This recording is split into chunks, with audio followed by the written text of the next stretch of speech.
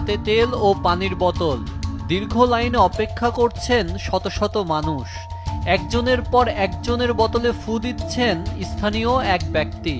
তবে অদ্ভুত এই ঘটনাকে বিশ্বাস করে প্রচারণা চালানো হচ্ছে এই তেল পানিতেই মিলবে ক্যান্সার, প্যারালাইসিস সহ নানা জটিল রোগ মুক্তি।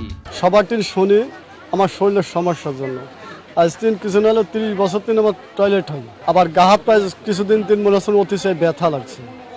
আল্লাহ যদি রহম করে এই জন্য সবার দিন শুনি আসছে। আমার শারীরিক কিছু সমস্যা ছিল, তো বাইরে থেকে শুনছি যে এখানে আসলে সেরে যায় এরকম ভালো, তো তারপরে আসছি, পানি পড়াই নিছি, তেল পড়াই দিছে।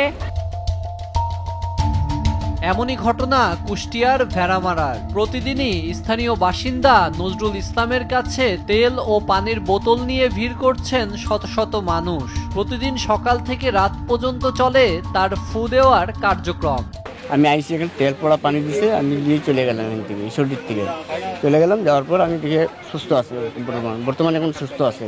দীর্ঘ আমি প্রায় 20-22 বছর এনার বাড়িতে আসার পর আমার রোগ মুক্ত আমি ভালো হয়ে গিয়েছি এবং জীবনেও আমার 2 টাকা চেয়ার নিইনি।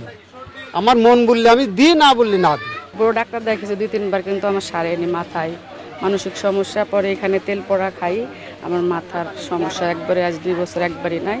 আমি এখানে সপ্তাহেতেও আসি, প্রতি মাসেও আসি, আমি ভাইয়ের সাথে দেখা করে যাই। শুধু কুষ্টিয়া নয়, আশেপাশের বিভিন্ন জেলা থেকেও রোগ মুক্তির আশায় এখানে ছুটে আসছেন মানুষ।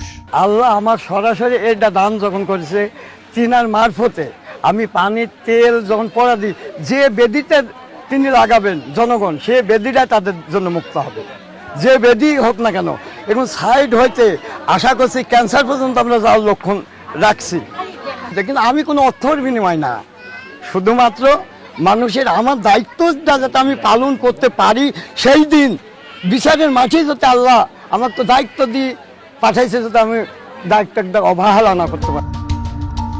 তবে চিকিৎসকদের স্পষ্ট বক্তব্য, ফু দেওয়া তেল পানি দিয়ে রোগ নিরাময়ের কোনো বৈজ্ঞানিক প্রমাণ নেই। প্রথম কথা, এগুলির কোনো সায়েন্টিফিক ভিত্তি নেই, বৈজ্ঞানিক কোনো ভিত্তি নেই, বরং এগুলি রোগের জন্য অনেক ক্ষেত্রে ক্ষতির কারণ হয়ে দাঁড়ায়। অনেক জটিল রোগের চিকিৎসার ক্ষেত্রে তারা প্রথমে কালক্ষেপণ করে, তারা পানি পড়া, তারপর হচ্ছে তাবিজ, চাল পড়া, এগুলি দেয়, যেটা রোগীর চিকিৎসা যেটা দ্রুত শুরু করার কথা, অনেক ক্ষেত্রে অনেক দেরি হয়ে যায়, রোগীর অনেক ক্ষতি হয়ে যায়। কিন্তু তারপরেও কিন্তু গ্রামীণে অনেক ক্ষেত্রেই এ ধরনের চিকিৎসার প্রচলিত আছে এবং এটা কোনো কার্যকারিতা নেই, বরঞ্চ রোগীর জন্য ক্ষতির কারণ আর কি। আমাদের সচেতন করা উচিত রোগীদের।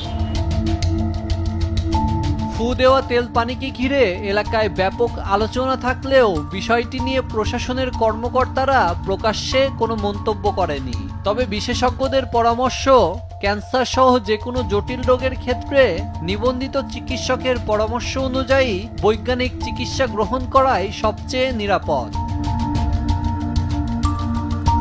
নিউজ ডেস্ক, দেশ টিভি।